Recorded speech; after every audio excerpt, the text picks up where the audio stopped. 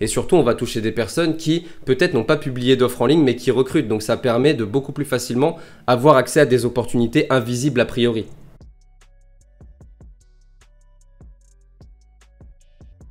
Pourquoi tu enchaînes les refus et tu ne parviens pas à trouver d'alternance jusqu'à présent? C'est une question que tu dois sans cesse te poser, te demander pourquoi tu n'arrives pas à avoir un oui, et je vais te répondre très précisément avec des exemples dans cette vidéo.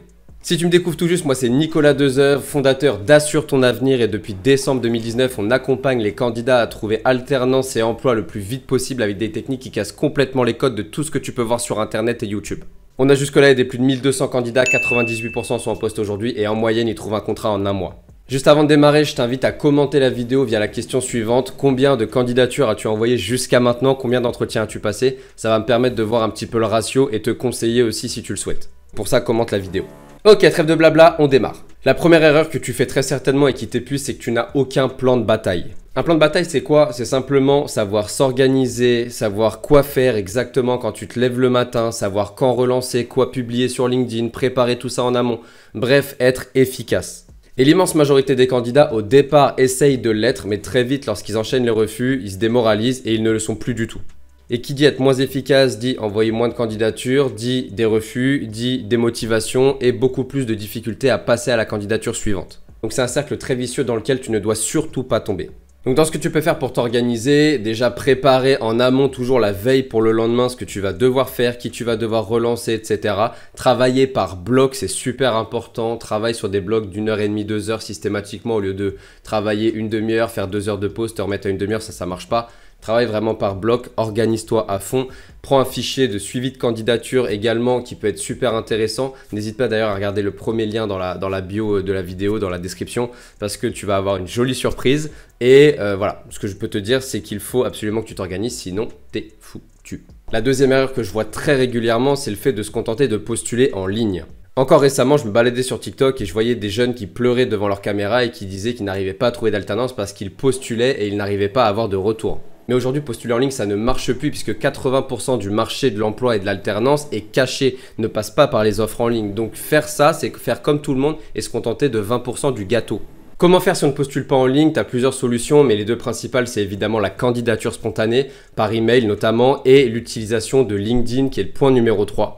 Trop peu de candidats utilisent LinkedIn aujourd'hui alors que c'est la base, c'est essentiel. C'est là-dessus, moi personnellement, si j'étais demain candidat, que je me concentrerais pour pouvoir trouver mon futur contrat, que ce soit une alternance, un stage ou un CDI, peu importe. Et à chaque fois quand je demande aux candidats s'ils sont sur LinkedIn, ils disent oui, je l'utilise à fond. Et généralement, ils ont 200 relations, ils publient jamais, ils commentent jamais. Et en fait, ils sont juste dessus et ils postulent aux offres qui sont sur LinkedIn, ce qui ne marche évidemment pas du tout. Faut bien comprendre une chose, c'est qu'avec une publication LinkedIn, tu peux toucher 200, 300, 500, 1000, 2000, 3000 personnes. C'est ce qu'on fait régulièrement avec les candidats de notre programme tarifé Candidat d'élite. Et forcément, on va toucher beaucoup plus de personnes que si on envoyait des candidatures au compte-gouttes. Et surtout, on va toucher des personnes qui peut-être n'ont pas publié d'offres en ligne, mais qui recrutent. Donc ça permet de beaucoup plus facilement avoir accès à des opportunités invisibles a priori.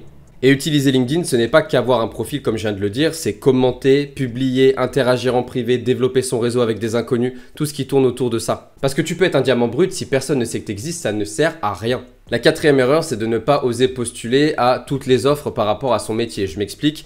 Si tu recherches une alternance, tu peux postuler pour des offres en CDI ou pour des offres de stage. Faut pas que tu te prives de ça. Combien on a de candidats, nous, qu'on accompagne aujourd'hui, qui ont trouvé des contrats en alternance alors que l'offre, a priori, était pour un CDI. Ça arrive très régulièrement. Mais pour ça, évidemment, il faut savoir se vendre, être convaincant. Mais ne te prive pas. Postule. Et même si le RH te dit, vous ne savez pas lire, c'était une offre pour un CDI, t'en as rien à faire. Tu passes à la suivante.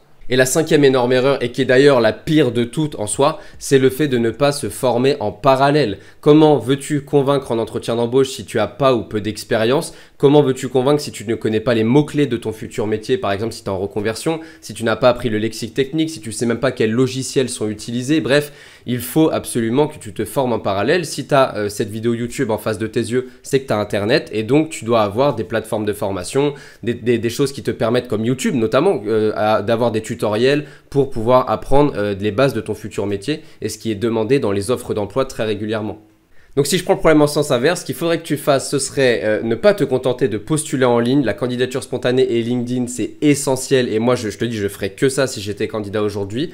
Ne pas avoir de plan de bataille, donc à l'inverse, t'organiser à fond, avoir une checklist, avoir une to-do list, avoir un planning de relance avec qui est la personne pour qui tu as postulé, où est-ce que tu as trouvé l'offre, quel est son email, avec des dates spécifiques de relance. J'ai des vidéos d'ailleurs sur les relances de recruteurs sur la chaîne, tu peux regarder.